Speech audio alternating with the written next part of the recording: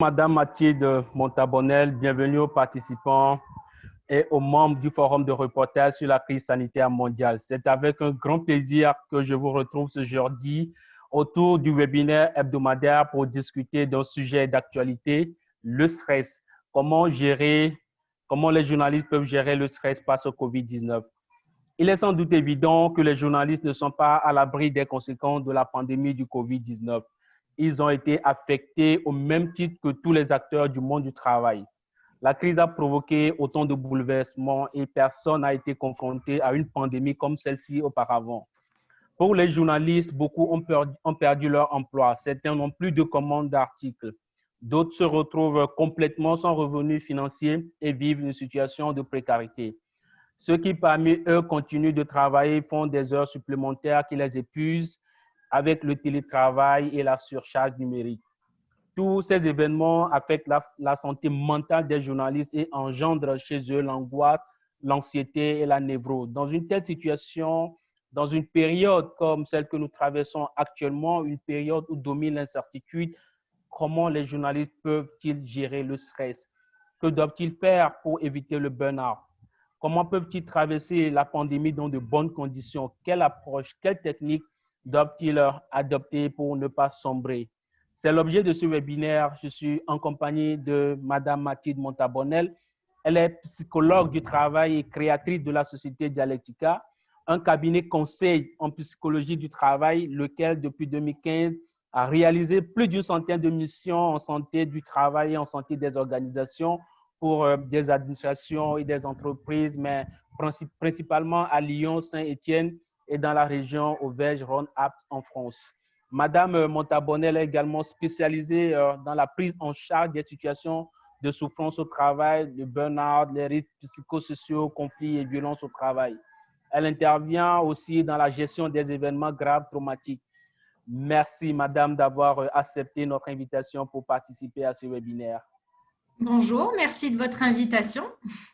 Le second intervenant qui va nous rejoindre est Monsieur Jean-Lambert Gattari. Il est journaliste rwandais de formation et de profession depuis plus de 26 ans. Au départ, reporter présentateur à Radio Rwanda.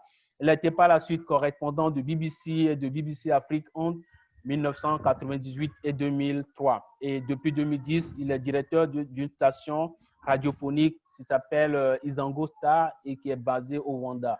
Il est aussi le directeur de publication de Rushiashia. C'est un journal paraissant au Rwanda. Nous espérons qu'il va nous rejoindre dans les minutes qui suivent. Nous précisons aux participants qui nous suivent que ce webinaire est diffusé en direct dans le groupe privé du Forum de reportage sur la crise sanitaire mondiale sur Facebook. C'est un forum qui rassemble plus de 1000 journalistes francophones du monde entier. Et ce forum a été lancé en partenariat avec le Réseau international des journalistes pour offrir de l'aide, des opportunités et des ressources aux journalistes pour une meilleure couverture de la pandémie de COVID-19. Je suis Kossi Balao, le directeur du forum. Madame, ma première question, c'est de savoir, dites-nous, est-ce qu'il faut arrêter de travailler lorsqu'on commence par stresser? Est-ce qu'il faut arrêter de travailler quand on stresse? Ça serait quasiment impossible puisque le stress est d'abord une réponse qui est physiologique et inscrite en nous, en fait. Comme tout animal que l'être humain est, la réponse, le stress est une réponse d'adaptation. En fait, quand on est stressé, ça veut dire que nous cherchons à essayer de retrouver un équilibre dans une situation qui est en train de se déséquilibrer. Donc, le stress, c'est d'abord une réponse qui est réactionnelle, qui est censée nous permettre de trouver une nouvelle situation avec de nouvelles adaptations à une nouvelle contrainte. Donc, j'allais dire, on ne pourrait pas travailler, mais on ne pourrait pas vivre non plus sans stress. Après, si le stress est trop régulier, trop fréquent ou trop intense, ben on n'a pas le temps de trouver une réponse adaptée, que finalement, on est encore dans cette machine incessante. Et c'est là souvent qu'on parle de stress professionnel, de burn-out et d'épuisement professionnel. Donc, est-ce qu'on peut considérer le stress comme une maladie professionnelle? Non, alors, La maladie professionnelle, ça voudrait dire que notre état de santé s'est durablement dégradé sur plusieurs aspects. Si je suis soumise à un contexte stressant de manière épisodique et que face à ce contexte stressant, je trouve des réponses dans mon environnement pour y faire face d'une manière qui va me permettre de régler le problème, je n'ai pas le temps de tomber malade. Je suis dans une situation inconfortable, irritante, mais je ne tombe pas malade. Si le stress s'installe de manière chronique, c'est-à-dire que je suis dans une vie trop stressante avec trop de contraintes et surtout pas assez de réponses pour y faire face, va pouvoir se développer tout un tas de symptômes ou de syndromes mentaux ou physiques et pour certains, ça peut conduire à des choses chroniques, durables. Voilà, on parle de stress oxydatif, c'est-à-dire quand on est stressé, c'est comme si de la rouille s'installait dans notre organisme, dans notre cerveau, sur nos organes. Et à force d'être rouillés, certains peuvent se mettre à ne plus fonctionner correctement et peuvent apparaître des pathologies. Donc là, on est face à quelque chose de chronique. Mais normalement, on est tous équipés pour pouvoir réagir à des stress épisodiques. Madame, dites-moi, quelles sont les conditions insupportables ou les situations dans lesquelles le stress peut facilement se développer? Vous voulez dire au travail? Au travail, bien sûr, madame. Au travail. Vous voyez, pendant que vous faisiez votre introduction, vous avez utilisé déjà des mots et cité des contextes qui nous, soignants, puisque moi, mon métier, c'est d'accueillir des personnes qui sont en situation de souffrance au travail. Quand les gens vont bien au travail, je ne les vois pas. Donc, ce que je peux vous dire, c'est de mon expérience d'écoutant, il y a des contextes qui sont plus susceptibles que d'autres de nous stresser, puisque c'est des contextes où on sent qu'il y a quelque chose qui fait contrainte sur nous et pour lesquels on n'a pas forcément de réponse. Vous avez évoqué la perte d'emploi. La perte d'emploi, c'est aujourd'hui la situation la plus traumatogène au travail et qui, nous, soignants du travail, nous alerte le plus. Tout simplement pourquoi quelqu'un qui perd son emploi peut être dans une situation stressante telle qu'on va observer une recrudescence. Un nombre plus important de passage à l'acte et de crise suicidaire. Parce que finalement, c'est comme si perdre son emploi, c'était aussi perdre une partie de notre identité. Et pour certains, ça va créer une rupture assez importante.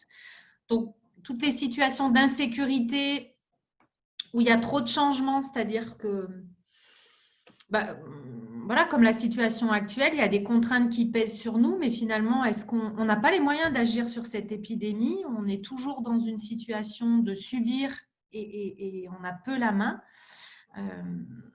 Donc voilà, les situations de perte d'emploi, les situations de changement incessant où on n'a pas le temps de trouver une réponse, qu'on a encore un nouveau problème à gérer. Corollairement à ça c'est l'environnement extérieur ou de l'entreprise dans laquelle on travaille. Il va y avoir aussi la qualité des relations sociales pendant ces périodes difficiles. C'est-à-dire que je peux être dans une entreprise où les emplois vont être supprimés. Je peux être dans une entreprise ou dans un contexte où il y a énormément de changements et de contraintes. Ce qui peut faire la différence, c'est la qualité des rapports humains. Si je me sens soutenue, écoutée, si je peux partager ça avec mes collègues, si je peux poser des questions, j'ai encore les moyens de me sentir connectée au monde des vivants et de recevoir du positif, ça peut faire la différence. Par contre, si je perds mon emploi, si j'ai de l'insécurité financière, que j'ai plus les conditions de faire mon métier comme je dois le faire et qu'en plus je suis isolée, là, effectivement, on peut être vite dans une situation compliquée. Donc, perte d'emploi, changement et puis la qualité du climat social et relationnel autour des personnes. Et pour les personnes qui font face à ces problèmes que vous venez d'énumérer, quels sont vos conseils pour bien gérer et traverser cette phase de stress? Alors, pareil, moi, je vous parle de ma lorgnette à moi de psychologue. La première étape, souvent difficile, c'est d'accepter qu'on est en difficulté. Et du coup, d'accepter qu'on est en difficulté, c'est de s'autoriser à tirer la sonnette d'alarme et aller chercher des personnes à qui en parler. Quand moi, je reçois des personnes en situation de stress chronique, souvent au premier ou au deuxième entretien, ils nous disent, mais en fait, ça fait du bien d'en parler, ça fait du bien de poser les valises. Et on découvre que les situations durent depuis des mois et des mois. Donc, à un moment donné, et là, suivant la culture, l'âge qu'on a, le sexe, on va être plus à même d'accepter ses faiblesses en fait et de dire j'ai besoin d'aide pour en parler. Alors, besoin d'aide, ça ne veut pas toujours dire aller voir un médecin, un psychologue. Parfois, j'ai des personnes qui viennent ici qui n'en parlent pas à leur conjoint ou leur époux ou leur mari ou à leur famille. C'est-à-dire, alors, ils se privent quelque part peut-être d'un réconfort social qui va leur permettre de soutenir. Donc, c'est en parler. Et puis après, ce qu'on cherche surtout à travailler dans ces situations de stress, c'est effectivement de repérer quelles contraintes agissent sur la situation de la personne, bien comprendre qu'est-ce qui fait peur, qu'est-ce qui angoisse, voilà. Et surtout de repérer aussi sur quoi je peux agir. Dans ce contexte de crise sanitaire, est-ce qu'aujourd'hui je peux agir sur le virus et sa propagation ? À ma petite échelle de citoyen, je peux faire des choses, mais finalement, ça, je ne peux pas trop maîtriser. Du coup, sur quoi je vais pouvoir agir pour quand même améliorer un tout petit peu ma situation. Et souvent, dans ces situations de stress, on déploie des efforts à essayer de changer des choses qui ne sont pas à notre portée. Il y a des fois, je ne peux pas changer les contraintes, mais par contre, je peux juste essayer, dans cette période de contraintes, de me reposer un peu plus, de m'autoriser à me reposer un peu plus, puisque le repos est un facteur qui va nous faire qu'on va tenir un peu plus longtemps. Comment je fais pour prendre un peu soin de mes collègues ou du travail qui me reste alors qu'il est quand même bien dégradé. Donc voilà, on va essayer concrètement, utilement de voir sur quoi j'ai la main, sur quoi je peux agir et sur quoi je ne peux pas agir, mais sur lesquels je peux parler et exprimer mes émotions, etc. Donc, il faut forcément en parler à son entourage immédiat, ses proches, sa femme, si on en a, mais pour des personnes peut-être qui vivent dans des conditions de solitude. Ouais. Que faire dans ce cas? Alors là, je pense que c'est très lié à l'environnement, la région, le pays dans lequel on vit. Parfois, c'est plus simple d'en parler à des étrangers, à des gens qu'on ne connaît pas et qui sont pas dans notre réseau personnel parce que on a peur d'être jugé, voilà. Parfois, c'est le partager entre collègues puisqu'on se rend compte qu'on vit la même chose. Mais aujourd'hui, même via Internet ou via des réseaux secondaires, on peut trouver de l'écoute. Voilà. Donc après, à sa portée, soit il y a l'entourage familial, personnel, professionnel, soit médical, suivant pareil le contexte dans lequel on vit, on peut aller voir son médecin généraliste, un médecin de famille, quelqu'un de confiance. Certains sont croyants et vont aller évoquer ces problèmes-là avec des personnes qui partagent leur culte et leur foi. Des fois, c'est sur Internet qu'il y a des réseaux qui peuvent exister. Je sais qu'en France, par exemple, il y a aussi des associations, des numéros verts. Enfin, suivant le contexte dans lequel on vit, on peut trouver, je pense. Voilà. Alors là, peut-être que vous allez me sortir l'exemple de celui qui est vraiment isolé et là, je n'aurai pas la réponse. Mais après, au cas par cas, on arrive à trouver. Je crois que d'abord, le truc, c'est à un moment donné, quand on est isolé, le plus dur, c'est de faire ce premier pas, d'aller chercher quelqu'un. Puis après, en général, ça enclenche le système. Est-ce que vous avez des astuces particulières pour améliorer la santé mentale au travail? Alors, des astuces. on va dire, il y a deux gros cas de figure. La première évaluation qu'on doit faire, c'est est-ce que la personne est dans une santé suffisamment dégradée qui nécessite, comme chez nous en France, un arrêt de travail. C'est-à-dire qu'on doit d'abord arrêter d'aller travailler pour que le corps et la tête se reposent. Et du coup, il faut laisser le temps du repos. Parfois, on n'a pas le choix que de laisser le temps du repos et du soin. Il faut soigner son corps et son esprit. Et après, la grande question, souvent, c'est est-ce que la souffrance et la souffrance au travail est telle que je suis plutôt dans une dynamique de changer de métier et de changer d'emploi? Ou est-ce que je suis plutôt dans une dynamique de trouver des solutions et des ajustements dans l'emploi que j'occupe au sein de l'entreprise que j'occupe? Et ça, on ne mobilise pas les mêmes choses. Si je dois être accompagnée à changer de métier et à changer d'emploi, il faut que je sois accompagnée à me poser ces questions-là. Changer de métier, des fois, ça implique se reformer, faire bouger la famille, rêver à nouveau à quelque chose qui nous correspond mieux. Et changer de poste au sein d'une entreprise ou procéder à des ajustements sur mon poste et dans la même entreprise, ça oblige des discussions avec les responsables de l'entreprise. Donc, en fait, suivant la dynamique de changement, on ne va pas avoir les mêmes questions et les mêmes questionnements.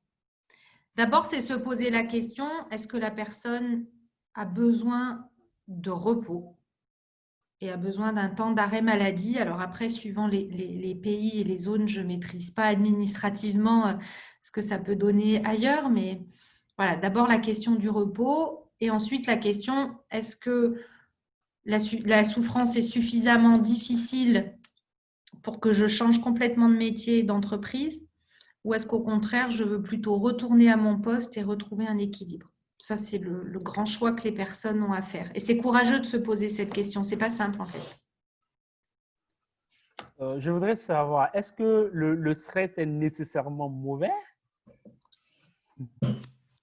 Non, parce que, comme je vous l'ai dit tout à l'heure, le stress, en fait, c'est qu'à un moment donné, entre l'environnement et moi, et ça veut dire les ressources que j'ai la sensation d'avoir, il y a un moment donné où je vais être obligée de m'adapter parce que mon environnement me fait découvrir une nouvelle contrainte.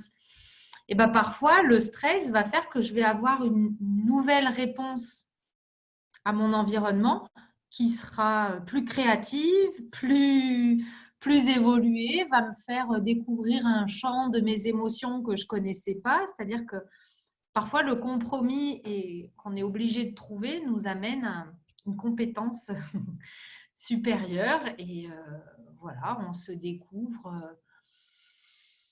des ressources, on se découvre plus patient, on se découvre plus créatif, on se découvre plus musclé pour gérer le conflit, on se découvre voilà, donc non, parfois le stress, ça nous fait trouver des réponses plus adaptées. Encore faut-il qu'on ne nous demande pas de trouver des réponses plus adaptées toutes les 5 minutes. C'est-à-dire que si tous les jours, il faut que j'invente une nouvelle manière de vivre dans mon travail, je ne m'en sors plus en fait. Et quels sont les risques pour les personnes qui n'arrivent pas à gérer le stress? Quels sont les risques pour les personnes qui déstressent, mais qui n'arrivent pas à pouvoir sortir ou surmonter ce problème? Le risque, c'est l'emballement un peu mental et la fatigue mentale. C'est ce que je vous ai dit tout à l'heure, si le stress devient trop chronique et qu'on ne trouve pas de réponse adaptée à cette situation de contrainte, on va être dans une période d'oxydation et soit c'est le corps qui lâche et le corps peut lâcher de manière plus ou moins brutale et plus ou moins violente ou sur des failles qu'on a en nous. Il y en a qui vont plutôt avoir des problèmes digestifs, il y en a qui vont plutôt avoir des problèmes cardiaques, voilà. Ou alors il va lâcher sur le plan de la santé mentale et on va avoir beaucoup de réactions anxieuses et dépressives. Alors, soit c'est très réactionnel, soit si déjà j'ai un terrain un peu fragilisé, ça peut amener à des hospitalisations, enfin, après, malheureusement, les réponses vont être différentes d'une personne à l'autre, quoi. Donc, on peut sérieusement s'abîmer le corps. D'autant plus, c'est souvent dans les périodes de stress, on peut avoir recours à des choses qui nous permettent de tenir. On observe dans les périodes de stress que les gens consomment beaucoup plus d'alcool, de cigarettes, de drogue, de dopants qu'on a à notre portée. Et ça, des fois, c'est ça aussi qui détériore la santé. Et puis, mentalement, dans les périodes de stress, le premier trouble qui arrive, ce sont souvent les troubles du sommeil. Et quand on n'a pas dormi convenablement depuis plusieurs semaines ou plusieurs mois, ben, on ne voit pas la vie en rose, quoi. Tout devient plus compliqué. Donc, il y a un état un peu anxio-dépressif qui peut s'installer. Nous sommes rejoints par le second intervenant, M. Jean-Lambert Gattaré. Bonjour, M. Jean-Lambert.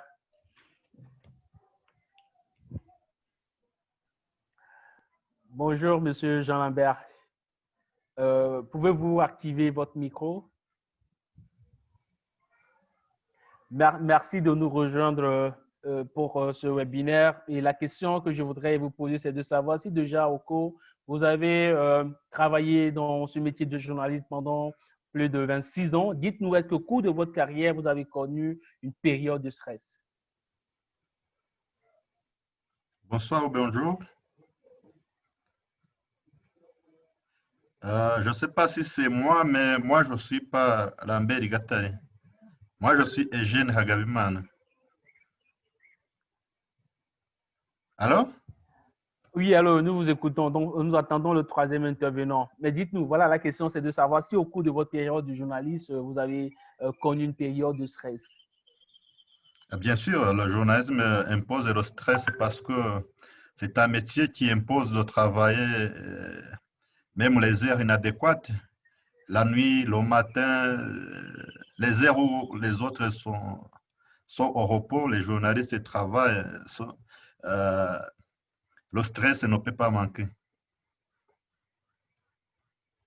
Comment arrivez-vous à pouvoir surmonter le stress, vous particulièrement? Souvent, pour surmonter le stress, c'est juste le joindre les amis et souvent avoir du temps pour se reposer.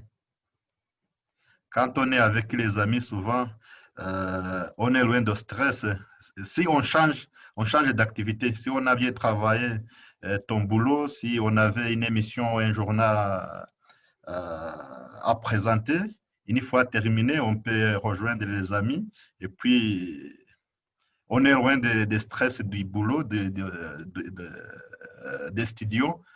Comme ça, on est un peu stressé. Est-ce que en cette période de crise sanitaire, depuis le début de la pandémie du COVID-19, vous avez connu des collègues ou des amis, des confrères journalistes qui ont vécu ce stress et peut-être? Oui, il y en a parce que le stress, d'abord, pendant cette période de COVID-19, il y a des choses. La première chose, il y a que la majorité des journalistes travaillent dans les entreprises privées, dans les médias privés. Comme ça, pendant cette période, la majorité des entreprises ont dit fermer, ont dit arrêter des contrats avec des médias privés. Comme ça, ces médias ont manqué des moyens pour payer les journalistes. Comme c'était une période, je dirais, de pauvreté, les journalistes travaillaient, mais avec peu de salaire ou n'étaient pas payés. Alors, si les gens étaient dans le confinement, lockdown, comme on dit en anglais, donc on n'a pas de temps pour aller chercher d'autres moyens. Comme ça, si même au boulot, on ne gagne rien, c'est gênant. Imagine-toi quand on a travaillé et qu'on peut rentrer avec les mêmes produits. Donc, la maison, les enfants, la femme ou le mari t'attend que tu amènes quelque chose alors que le chef ou le boss au bureau t'a dit il faut attendre jusqu'à la fin du Covid. Donc, on est stressé avec les poches vides. L'autre stress, c'est que les journalistes étaient censés de travailler pendant les périodes où les autres étaient confinés à la maison, mais les journalistes n'avaient pas vraiment 100% de privilèges pour circuler comme on veut. Il y a certains journalistes qui ont été arrêtés par la police, disant d'où viens-tu, parce que tout le monde est à la maison.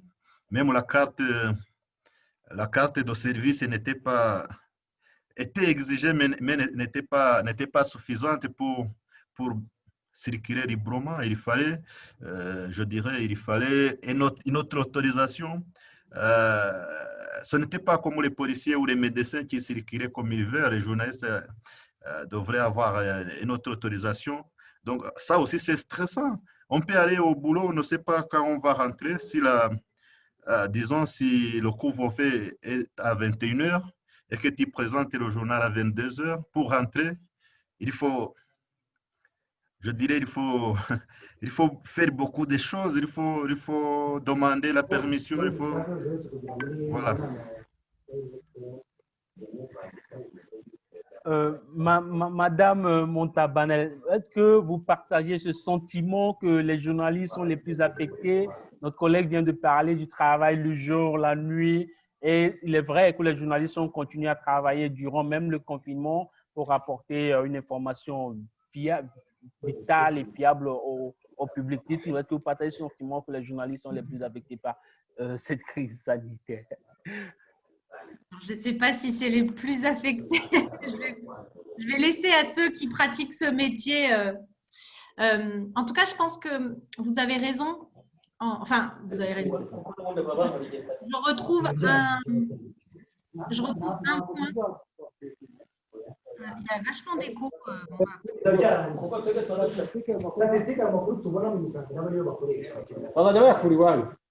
Je retrouve un élément que j'ai beaucoup entendu, c'est la différence dans la gestion du stress et de cette période entre ceux qui sont restés au travail et qui ont dû être actifs pendant la crise et ceux qui, du coup, ont vu leur rythme de travail complètement ralentir en devant rester chez eux, etc. J'ai l'impression des personnes que je rencontre ici que, par exemple, les soignants, les policiers, les journalistes, ceux qui ont travaillé dans les supermarchés, qui ont dû rester ouverts, pendant la crise, comme ils étaient au front en train de faire quelque chose, ils sont peu venus demander du soutien parce qu'en fait, ils étaient dans l'action et que dans l'action, on ne se pose pas la question de si je vais bien ou si je ne vais pas bien, je fais, je supporte le truc, voilà. Et c'est maintenant que là, par exemple, en France, une deuxième vague repart et qu'il va falloir redoubler d'efforts. C'est maintenant que ces professionnels qui ont été au front à la première vague se mettent à stresser, angoisser, de se dire « mais je n'ai pas encore récupéré de ce qui s'est passé, qu'il va falloir que je refournisse des efforts en fait. » Et j'ai encore des images en tête, j'ai encore tout un tas de choses qui sont difficiles. Il y a d'autres professionnels, ceux qui ont été complètement arrêtés, qui n'ont pas pu aller au travail parce qu'ils ne faisaient pas partie des métiers prioritaires. C'est plus des professionnels pour lesquels on a dû venir très rapidement en soutien pour du stress et de l'anxiété. Parce que se retrouver chez soi, ça a été, mais en fait, mon entreprise va fermer, je ne retrouverai pas mon emploi, on ne s'en sortira jamais. Donc, oui, je retrouve ce que vous avez dit. Alors, je pense que ça concerne les journalistes qui étaient autorisés et heureusement pour nous qui étions confinés à faire votre boulot alors que dans des conditions complètement extraordinaires. Tant qu'on est dans l'action, souvent on gère mieux le stress. C'est après qu'on se réveille et qu'on se dit mais en fait ça a été compliqué et je suis fatiguée.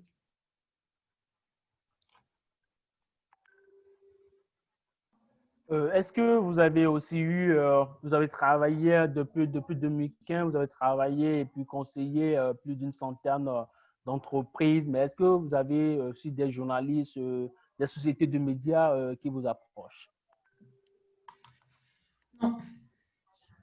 Non. Alors après, il faut remettre dans le contexte, quand on va chercher un psycho du travail, soit pour soutenir une équipe de journalistes qui seraient en difficulté, soit un journaliste lui-même qui voudrait être accompagné individuellement, souvent on va chercher au plus proche de chez soi. On va dire que les grandes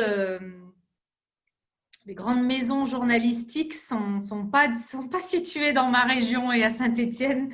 Voilà, donc ça pourrait être des correspondants locaux, mais non, par contre, des journalistes que je croise comme vous ou comme certains qui viennent nous interviewer sur le stress et l'épuisement professionnel, au détour d'une interview, quand les micros sont coupés, certains nous disent « mais en fait, ce que vous me parlez, ça m'évoque quelque chose ». Mais d'entreprise journalistique, non, mais ça ne correspond pas au bassin de l'emploi de ma région. Donc, je n'en ai pas accompagné. Alors, Monsieur Eugène, ma question s'adresse à vous. Est-ce que les rédactions ont un rôle à jouer dans la promotion de la santé mentale de leurs journalistes? Bien sûr, bien sûr. Parce que dans les temps, souvent, les temps comme le temps de Covid, même le temps d'une autre crise, c'est, je dirais, la sociabilité peut, comme on le dit en Afrique, la sociabilité.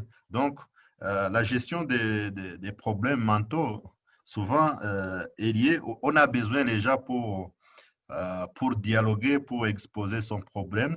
Donc, quand le rédacteur en chef ou le directeur est présent et qu'il encourage son équipe, même en peu de moyens, il est tout proche d'eux, il partage tout ce qu'on a. Donc, la rédaction, les journalistes ne trouvent pas qu'on gagne peu alors que la direction gagne beaucoup. Quand on partage tout, qu'on dialogue, qu'on est tout proche dans une même communauté, la gestion des problèmes mentaux est bien assurée.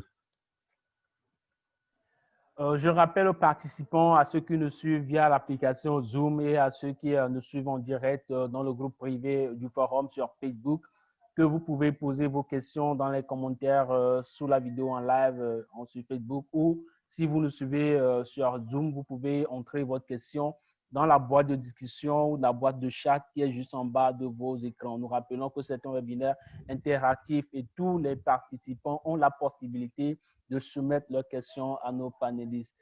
Madame Montabonnel, dites-nous comment se déroule une séance de stress, une personne, une journaliste qui vous contacte et qui vient, ça se passe comment? Quelles sont les questions que vous posez souvent?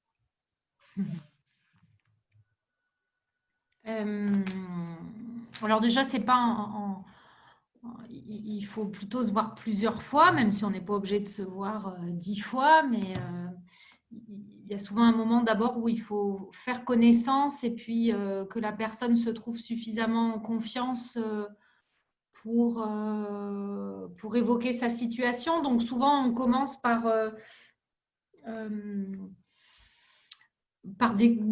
parler du métier. Voilà, c'est quoi votre métier, c'est quoi votre travail, comment vous le faites, depuis quand vous le faites, etc. Pour petit à petit évoquer avec la personne, dans ce travail que vous me décrivez, il y a sans doute eu des bons moments. À quel moment se sont arrêtés les bons moments, en fait? Pour qu'on comprenne aujourd'hui qu'est-ce qui pose problème, comment la personne arrive à mettre des mots sur son problème, qu'est-ce qu'elle a déjà tenté de faire pour régler le problème, parce que souvent, on est, nous, une solution qui est arrivée après d'autres. Et puis après, on explore aussi, vous disiez, monsieur, voilà, l'entourage autour de la personne. Est-ce qu'elle a cherché à être aidée par sa famille, ses amis? Est-ce qu'elle en a parlé à ses collègues? Voilà. Mais c'est réussir à exprimer qu'est-ce qui pose problème aujourd'hui pour la personne et quelle tentative de solution elle a tenté de mettre en place pour régler son problème. L'être humain reste jamais inactif par rapport à un problème. Même ruminer toute la nuit en pensant à son problème et du coup à ne pas dormir, en fait, c'est une tentative de solution que notre cerveau a essayé de mettre en place. Il s'est dit qu'à force de réfléchir, on va bien trouver une solution. Donc, en fait, on essaie de voir comment le problème, quelle forme il a. Voilà. Et c'est ça, moi je trouve que c'est ça la richesse de mon métier, c'est-à-dire que à chaque fois, il faut découvrir, à la manière d'un anthropologue, un peu comment la personne a construit son problème, quelle forme il a, essayer de ne pas interpréter. Et là, il y a les différences individuelles, culturelles, de métiers. Et en quelques séances, en général, moi, je travaille sur des accompagnements courts. En 5-6 séances, on arrive déjà à trouver des solutions. Monsieur Eugène, vous êtes aussi un ancien directeur d'une radio.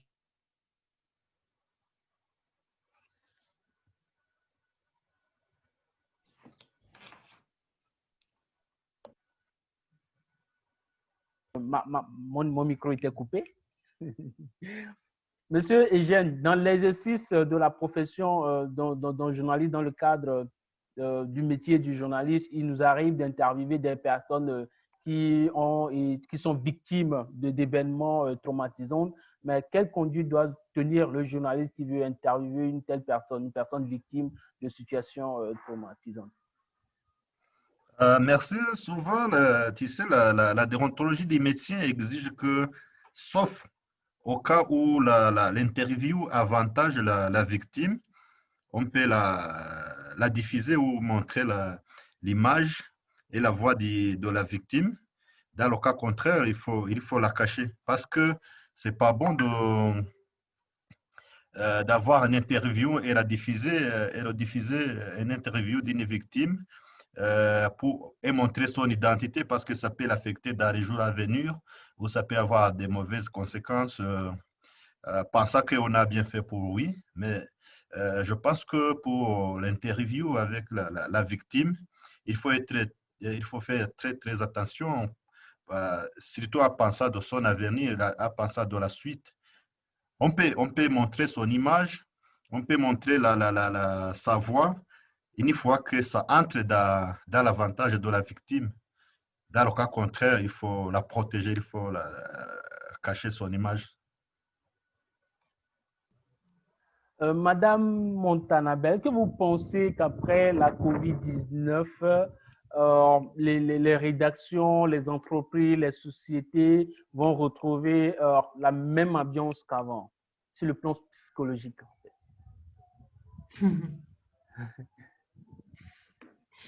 Parce que bien évidemment, aujourd'hui, il y a cette peur, on ne sait pas si on va se faire licencier, et puis il y a beaucoup de questions. Même les entreprises ne sont pas encore assez stables, ne se sont pas encore relevées de cette pandémie. Il y a autant de questions, on se demande comment se présentera l'univers du travail après la COVID-19. Ce sera toujours pareil qu'avant? Alors, j'ai envie de dire en partie, il y a la moitié de moi qui a envie de dire, j'espère que les gens vont retrouver leur travail, ceux qui l'aimaient, ceux qui avaient des bons collègues, des bonnes rédactions. Et j'ai confiance en la vie et je me dis que cette étape va nous donner quelque chose. Et à la fois, j'ai envie de vous répondre non. J'espère qu'économiquement, dans le vivre ensemble, et dans ce qu'on aura appris de cette crise sanitaire, il y a notamment des modèles économiques qui vont changer. Aujourd'hui, la souffrance au travail, elle n'est pas due à des êtres humains qui seraient devenus plus fragiles dans les années 2000. La souffrance au travail, elle est en explosion parce que nos entreprises, nos organisations du travail, dans ce système de mondialisation, sont devenues plus féroces et inhumaines. Et je me dis, si cette crise-là, où on a vu plein d'actions de solidarité, plein d'autres nouvelles manières de faire et adaptations pour gérer les urgences, voilà, si cette crise-là pouvait peut-être produire de nouveaux modèles économiques, coopératifs et plus proches des hommes et des femmes qui font le travail et qui connaissent les contraintes réelles du terrain, j'espère qu'il y a certaines choses qu'on ne retrouvera pas qui existaient avant. Après, pour ceux qui étaient dans des environnements positifs où tout était déjà installé, je je crois qu'il y en a certains, en tout cas des patients que je suis, petit à petit, il y a des choses qui reviennent. J'ai envie de dire les deux. Madame, j'ai une question pour vous. C'est une question d'un participant à ce webinaire. Je vous lis la question qui dit ceci.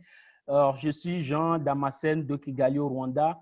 Je voudrais demander à Madame Montabonnel, une fois qu'on se sent stressé, quelles dispositions peut-on prendre juste avant de contacter le médecin? Voilà, je relis la question. Quelles dispositions peut-on prendre juste avant de contacter le médecin lorsqu'on se sent stressé? Je dis cela parce que des fois, on se retrouve dans une situation où il n'est pas possible de trouver un médecin. Alors là, j'allais dire de faire confiance à notre instinct un peu animal.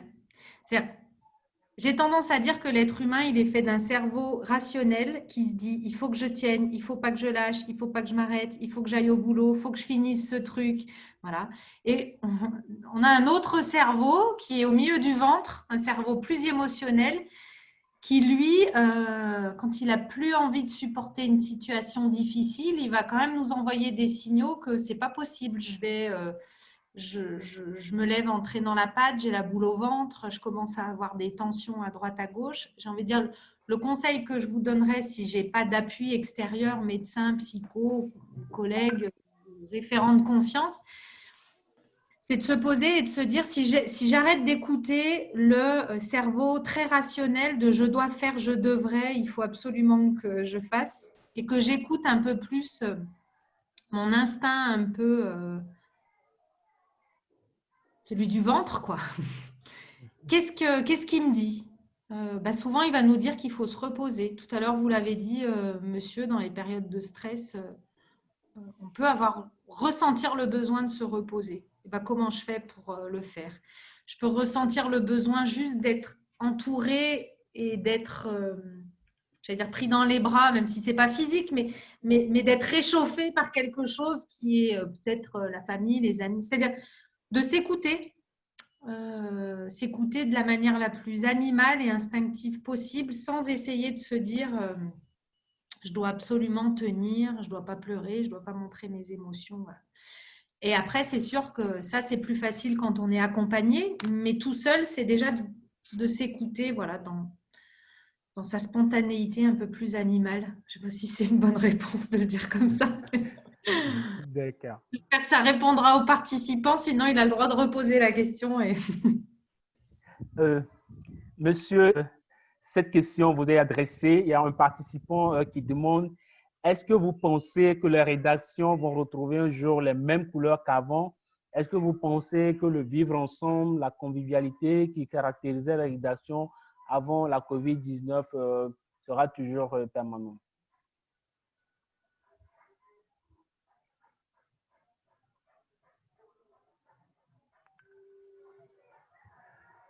Monsieur Eugène. Ah oui, je vous attends. La question s'adressait à moi?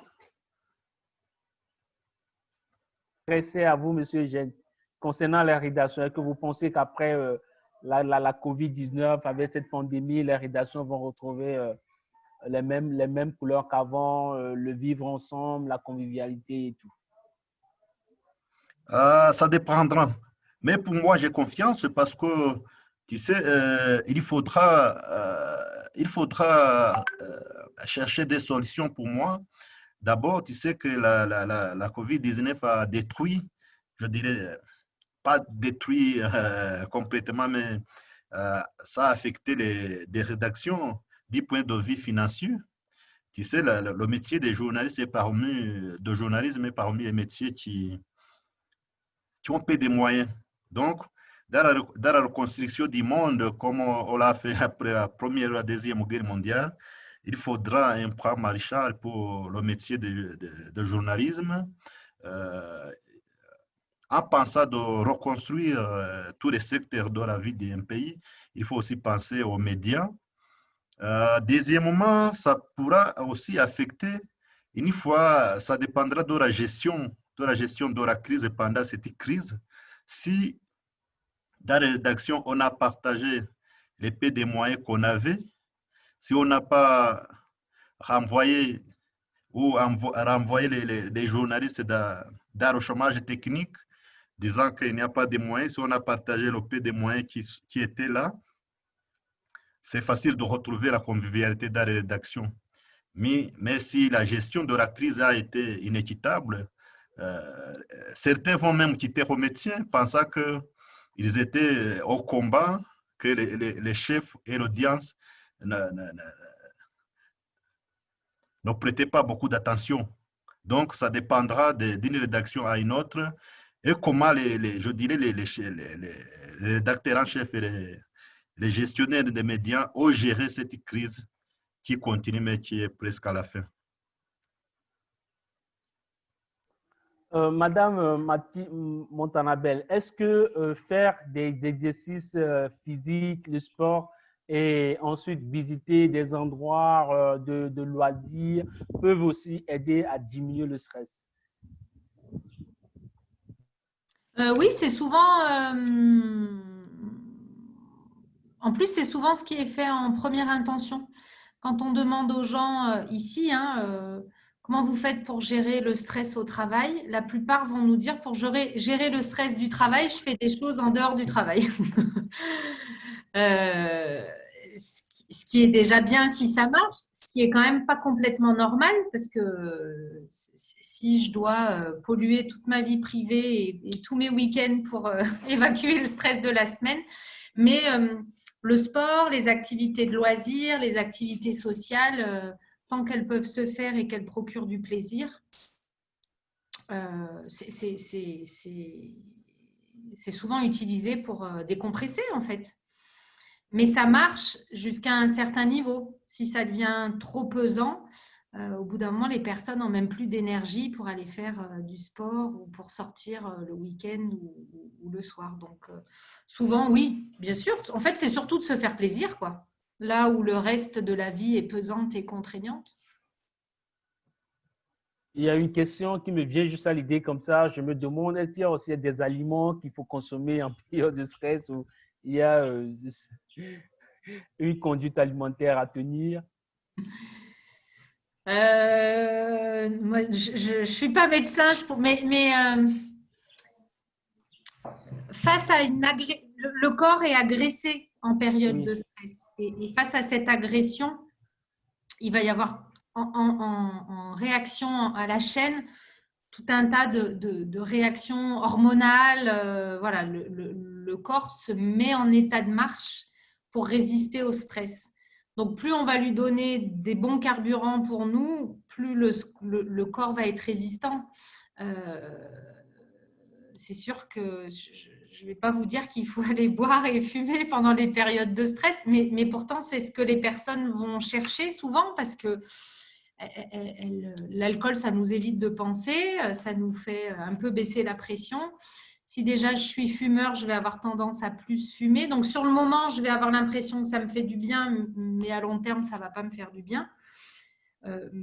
Mais comme toute période où le corps est agressé, il vaut mieux le nourrir de bonnes choses. Alors, faites-vous plaisir avec ce que vous aimez.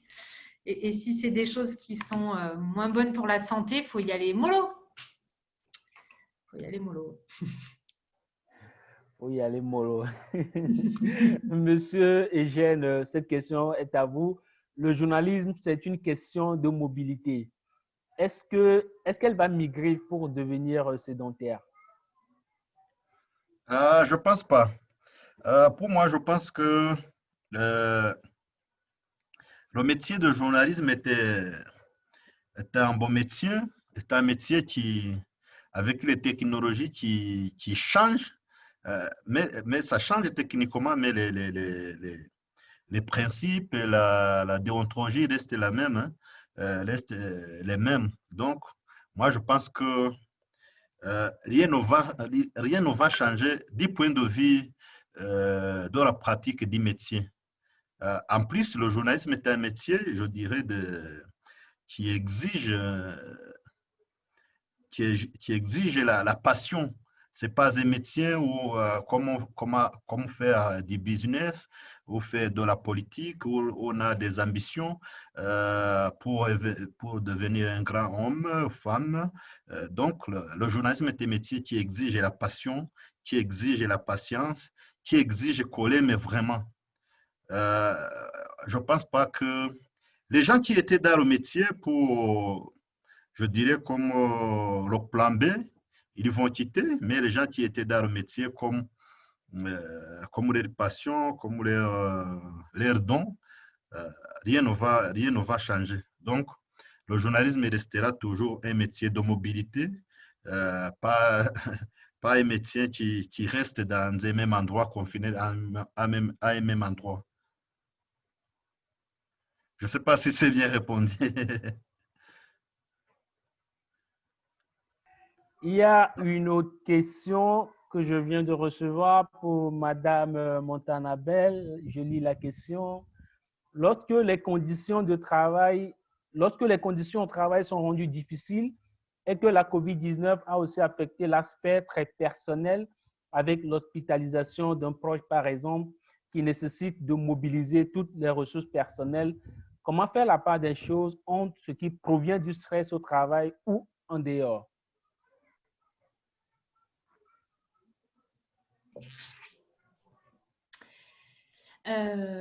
Comment dire? Ben, finalement, on n'a pas besoin de faire la part des... En fait, on n'a pas besoin de faire la part des choses. Pour aider quelqu'un qui est en souffrance, il y a deux grands courants en psychologie.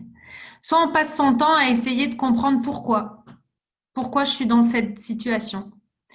Et à la question pourquoi, effectivement, on va ranger dans des cases. Ben, il y a ça qui vient du travail, ça qui vient de la vie personnelle.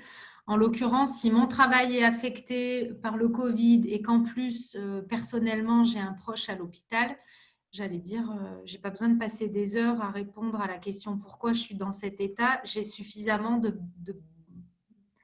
malheureusement de bonnes raisons d'être stressée. En fait. Du coup, on va plutôt s'intéresser à la question de comment on fait aujourd'hui pour retrouver un peu de respiration, un peu de souffle et un peu de bien-être. Et parfois, c'est le travail qui nous stresse, mais on ne peut pas changer l'environnement de travail. N'empêche qu'il va quand même falloir soulager la situation de stress. Donc, on va aller chercher des réponses plutôt du côté perso. À l'inverse, j'ai un proche qui est hospitalisé, peut-être dans un état grave, etc. Si je ne suis pas médecin, si je ne suis pas soignant, j'ai peut-être peu de moyens pour changer cette situation. Je peux prier, je peux y croire, je peux essayer d'être là, mais voilà. Et du coup, ça sera une situation très stressante et pour la soulager, je vais avoir besoin de mes collègues, de mon travail, d'autres choses. Donc, faire la part des choses en se disant bah, si j'ai repéré que c'est ça qui me stresse, je vais pouvoir y agir directement. Des fois, ce n'est pas possible. On a bien identifié ce qui nous fait souffrir, mais on ne peut pas l'atteindre directement. Donc, on passe par des chemins détournés, en fait. Est-ce que j'ai les moyens de changer quelque chose à l'hospitalisation d'un proche? Non. Par contre, je constate que ça me met dans cet état et du coup, ça sera plus comment je vais faire pour essayer de respirer un peu mieux dans cette situation. Nous tendons vers la fin de ce webinaire et les minutes qui suivent sont consacrées aux réponses des questions des participants qui nous suivent. Monsieur Eugène, dites-nous, est-ce que vous avez des conseils particuliers aux journalistes qui vivent une situation de stress en cette période de crise sanitaire? Moi, mes conseils ne sont pas loin à ce que je dis. Tu sais, souvent, les problèmes qu'on fait face dans la société viennent des personnes. Donc, la solution aussi se trouve dans les personnes. Quand on est stressé, quand on n'a rien, la solution se trouve dans nos proches. Donc, quand on est stressé, souvent, il faut avoir des proches à côté de toi. Souvent, le stress signifie qu'on est seul. Donc, on a besoin de quelqu'un qui vous épaule. Donc, quand on est entre les amis, entre les frères, en famille ou en collègue, souvent, il y a des solutions. Souvent, le stress vient des problèmes financiers, des problèmes psychosociologiques. Donc, et la solution se trouve dans les gens. Si on a travaillé et rentré avec les poches vides, alors qu'on a un problème à la maison lié à la cuisine ou à la maladie, si on a quelqu'un pour t'aider, le stress disparaît. Si au travail, il y a vous travaillez en groupe, en symbiose, en entraidant, on peut gérer le stress facilement. Donc, je dirais que pour les rédacteurs en chef, même les journalistes, il faudrait travailler en équipe et pas en solo. Parce qu'il y a des gens qui travaillent en solo, même quand ils sont en groupe. Donc, mieux vaut connaître que le travail de journaliste, le travail de journalisme est un travail de groupe. Donc, on peut gérer le stress entre amis et frères et en famille. Merci beaucoup, Monsieur Eugène, qui est un ancien directeur de la radio Salut. Madame, la question, je vous la pose également. Je vous l'avais déjà posée au début de ce webinaire. Mais pour ceux qui nous joignent, dites-nous quels sont vos conseils pour les personnes qui sont dans une situation aggravante de stress. De ne pas rester seul. Alors, c'est plus facile à dire qu'à faire, mais comme vous l'avez aussi dit, monsieur qui avait partagé les interventions avec moi, la solitude rajoute de la souffrance alors que dans les liens d'humanité, on va trouver beaucoup de réponses, même à des contextes qui peuvent nous paraître complètement difficiles. Du repos ou d'accepter le rythme qui est le nôtre au moment où on est affaibli. C'est-à-dire que moi, je dis souvent à mes patients, quand on a une jambe dans le plâtre, eh ben, on prend l'ascenseur et on ne monte pas les escaliers, quoi. Parce que si j'essaie de monter les escaliers avec une jambe dans le plâtre, d'une, je ne vais pas y arriver, et de deux, je risque de me faire encore plus mal. Et voilà, donc, de dire dans la situation, si je me sens fragilisée par toute cette période, aussi accepter qu'aujourd'hui, on travaille peut-être encore dans des conditions différentes. Et ça va peut-être durer encore un petit peu. Et ça s'arrêtera probablement pour autre chose, mais voilà. Entourez-vous et écoutez-vous. Merci beaucoup, Madame Montabonnel, d'avoir accepté notre invitation pour participer à ce webinaire. Merci également à Monsieur Eugène pour sa participation à cette séance. Ce webinaire a été diffusé dans le groupe privé de notre forum sur Facebook qui rassemble environ 1400 journalistes et plus. Nous vous invitons à le rejoindre sur Facebook. Mon collègue a envoyé le lien dans la boîte de discussion. Et pour ce webinaire, nous avons également lancé un petit sondage. Le lien est envoyé. Vous le retrouverez dans la boîte de discussion, dans la boîte de chat. Je vous l'enverrai également par mail. L'objectif, c'est de savoir si le webinaire a été utile aux participants, de savoir si leurs attentes ont été comblées et si ces participants ont des attentes particulières, ont des recommandations à formuler. Ils les font en remplissant le formulaire, autant pour moi, qui nous permet d'améliorer nos prochaines offres, d'améliorer les prochaines thématiques afin de véritablement répondre aux attentes de tous les journalistes francophones du monde entier. Rejoignez notre forum sur Facebook et merci beaucoup. La semaine prochaine, le webinaire concentré sur le cas des Seychelles. C'est un pays qui a jusqu'à aujourd'hui enregistré 0 décès pour la COVID-19. Donc, nous allons voir comment le pays a géré la crise sanitaire et ce que les autres pays francophones peuvent apprendre du succès de ce pays-là. Merci et bien de choses à tous et bonne soirée. Bye bye.